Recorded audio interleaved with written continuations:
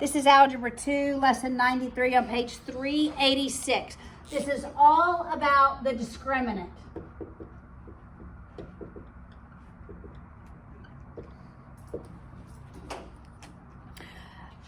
The discriminant, really what the discriminant does is it discriminates how many and what types of solutions an equation can have. I taught the same exact thing today. Looks a little different.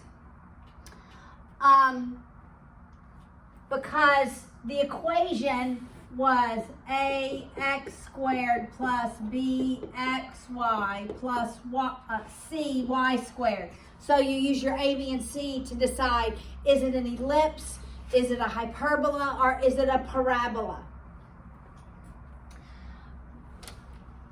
But for us, it's just going to be ax squared plus bx plus c. Just like our quadratics, right? And what is underneath the radical of the quadratic formula? Tell me. It's the square root of? The square root of b squared minus 4ac. That's the discriminant. The discriminant is the piece of the quadratic formula that's under the radical. This tells me how many and what types of solutions a quadratic formula has. If this value equals 0, so we're not solving for the value of x, we're just going to say how many and what types of solutions we have. If this value equals 0, you have one real solution. There's only one.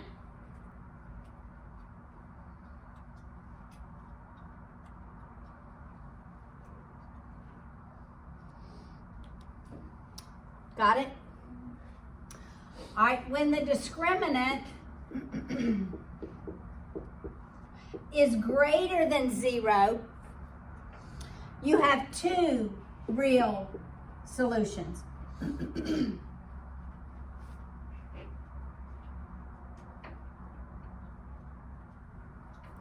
When the discriminant is less than 0, you have two complex conjugates. So it's going to be 1 plus minus I square root of 23, something like that. So the discriminant tells me what types and how many solutions we have. Why does this matter? Because graphically, when it equals 0, we're going to have one solution.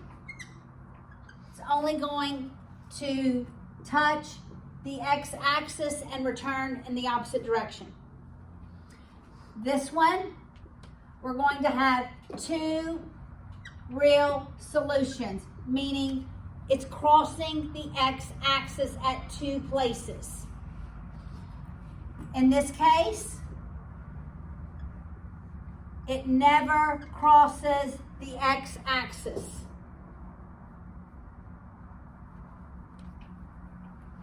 All right, so we're going to use the discriminant to tell us, and the word roots is used.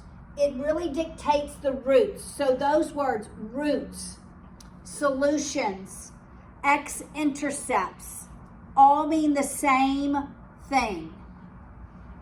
It's where they cross the x-axis. All right, so if you're asked on any exam, what are the roots of this equation, you're thinking I'm solving for the value of x.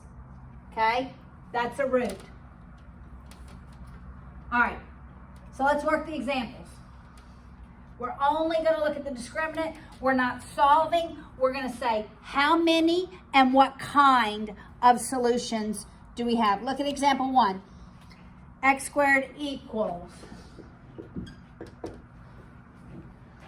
negative 4x plus 2. What must I do before I look at the discriminant? Yes. Isaac. It's got to be in standard form. So it needs to be set equal to 0, every term on the same side. So I'm going to leave x squared on this side. I'm going to add 4x and subtract 2 to set it equal to 0. Got it? All right, now I'm going to look at the discriminant. What's the discriminant again? What is it, Corey? B squared plus 4ac minus 4ac. B squared, what's B? 4. Jude, what's B? 4. What's 4 squared?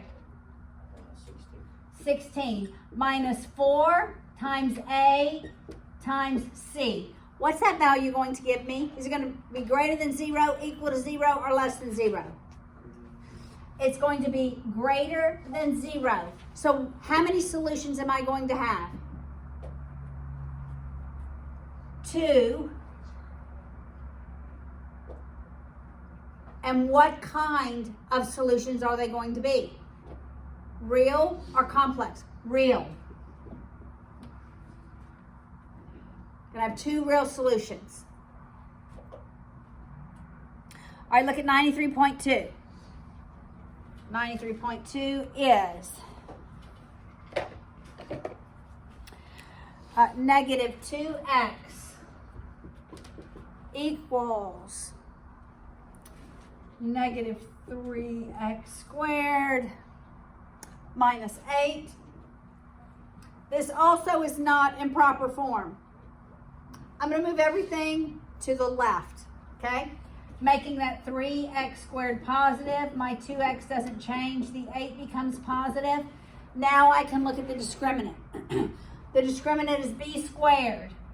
That's negative 2 squared. That's always going to be positive.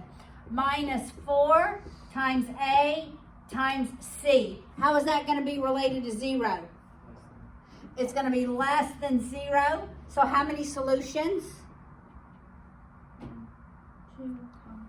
2, and they're going to be complex, and they're going to be conjugates.